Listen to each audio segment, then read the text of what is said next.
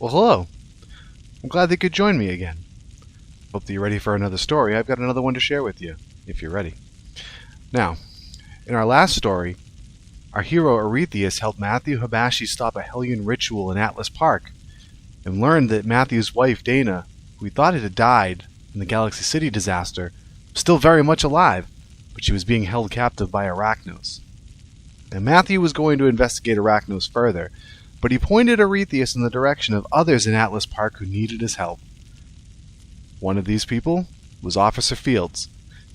He was a police officer who was just out of the academy when the meteors hit Galaxy City, and he needed help with a new case on his plate. Now this story is called No More Fears. Let's check it out, shall we?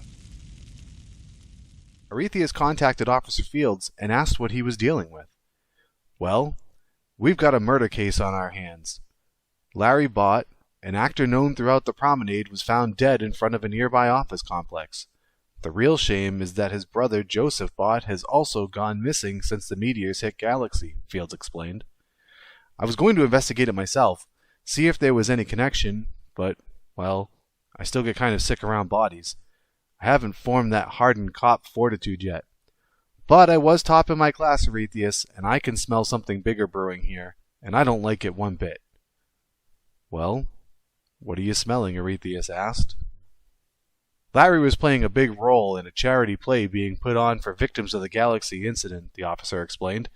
I think someone doesn't want that event to go off. The one thing that bugs me is why. Who would want to stop something that's just trying to help people? Anyway, you should go speak with Detective Pierce and investigate the crime scene. I'll be here following up on any leads that might arise. Aurethious went to the crime scene and approached Detective Pierce.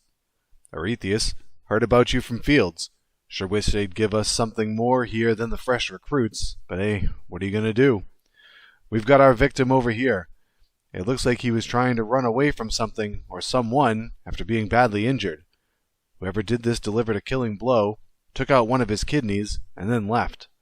We've got a witness here, but she's refusing to answer us. She's saying that we can't protect her if she talks. No more faith and all that. Maybe if a hero talks to her, she'll think differently. Can you give it a shot? Approaching the witness, Aurethious could see that she was quite nervous about still being at the scene.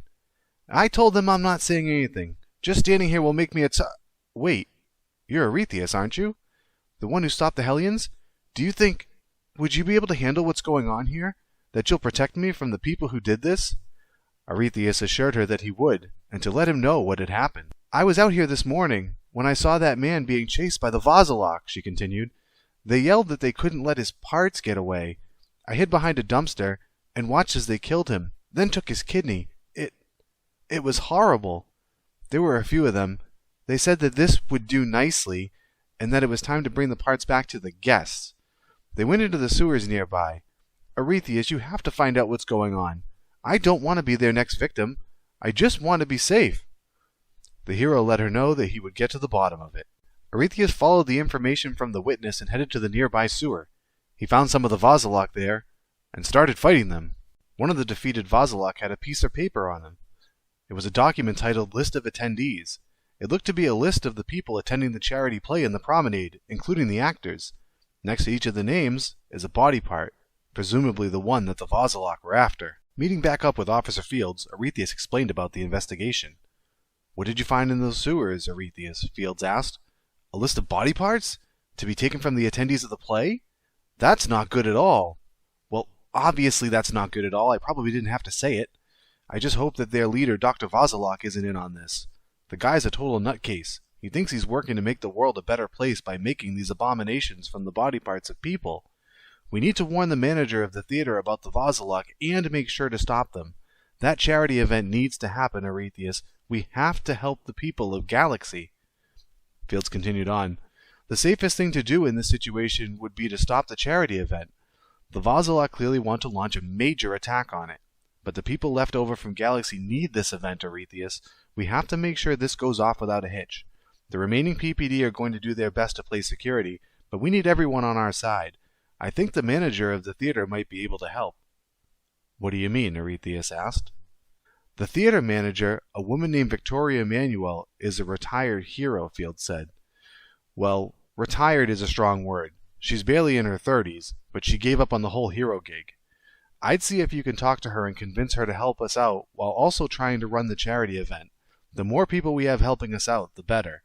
I'm going to try to see if I can find any clues as to why the Vazalok would want to target these people specifically and who might be behind all of this. Aurethious arrived at the theater to speak to Victoria Manuel. "Hello there," she said. "Pleasure to meet you, Aurethious, correct? Name's Victoria Manuel, but you can call me Vicky. That little darling of a man, Officer Fields, told me that the little brats in the Vazalok are up to no good, "That's right. They're targeting people attending your event," the hero replied. "How annoying!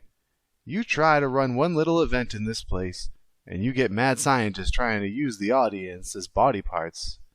Well, I'm sure a fine man like yourself can handle a few men with meat cleavers, I'd especially hope so, given that I've heard some of the people on my list may have gone missing. I'm just so busy at the moment. I can't imagine trying to juggle all of this." "I know you used to be a hero. You can do something to help with this," Aurethious said. "Eh? Oh no," Victoria said.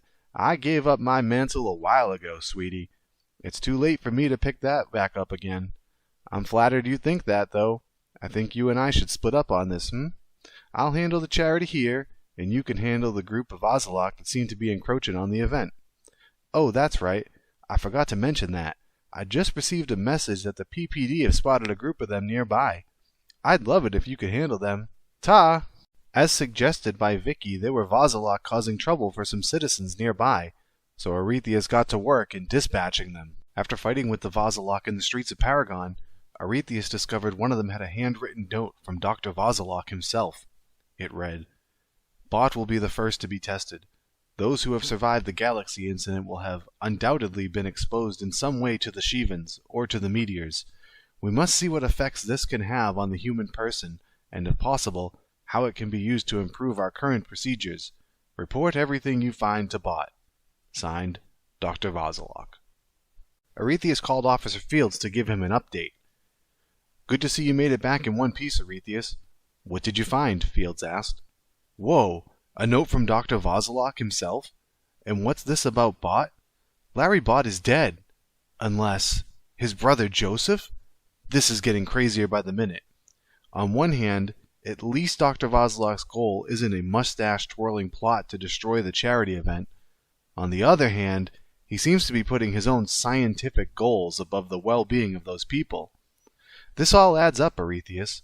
While you were gone, I was doing some digging and found some very odd spikes in power usage in a specific part of the sewer system. I'm betting that Joseph Bott is in there with the Vazalok, performing various experiments, and that is probably where they have the people they've already kidnapped." "Well, then there's no time to lose," Aurethious said. "Right," Fields agreed. "Here's the location of the sewer system. I don't know what drove Joseph Bott to this, but it's up to you to stop it. Let's hope you can save the hostages down there just like you saved the hostages from the Hellions. I'd be careful if I were you. You're walking deep into Vazalok territory." As Aurethious entered the Vazalok lair, a voice was being broadcast to him. "You're a fool, Aurethious. Look at the times we live in. Cities being destroyed in the blink of an eye. How do you expect a person to live in a world with no guarantees, no safety? Dr. Vazalok has promised all of his followers safety, immortality. Can you do that, Aurethious? The people at this event are sacrifices for a greater cause, the cause of immortality. My new body will be complete. I will live forever, and then I will give my gift to all the people of Paragon. We will all never have to be afraid of anything ever again." Descending further into the sewers, Aurethious found the hostages that the Vazalok were holding. He took care of the guards and freed the terrified citizens. As the hero approached what appeared to be Joseph Bott, his communicator went off in his ear. "This is Officer Fields. Can you hear me? Matthew Hibashi sent me some intel on Bott. He's being powered up by something called a life machine. You need to destroy it in order to hurt him." Aurethious spotted the machine and dismantled it, making his foe susceptible to attack. "What's this? Dr. Vazalok! He promised that my power, that it was not tied to the machines anymore," Bott said. "You will die here, Aurethious. Dr. Vazalok's chemicals will protect me. Dr. Vazalok will guarantee my future. I'll give up anything, do anything to make sure you don't get in my way." But Aurethious did, in fact, get in his way. After defeating Joseph Bott and returning to the surface, Aurethious called Officer Fields to debrief with him. "You did it, Aurethious," Fields said. "The hostages are being taken care of right now. Joseph Bott will be sitting in prison for a very long time, and the charity event is going off as we speak." "I almost feel bad for Bott. Dr. Vozelok took advantage of his fear after the Galaxy incident. But to think of how desperate Bott must have been. Killing your own brother for your safety? I'm happy we have people like you in the city, Aurethious, to show us that we can be safe in this world without having to go to such extreme measures. Well, there's also us in the PPD too, but it's always good to have a superpowered hero to have our backs." Well, what did you think of that story? Fear can be a powerful motivator, not always for the better. A madman like Dr. Vozelok preys on that sort of fear to accomplish what he believes is for the greater good. But I'm getting ahead of myself. That's a story for another time.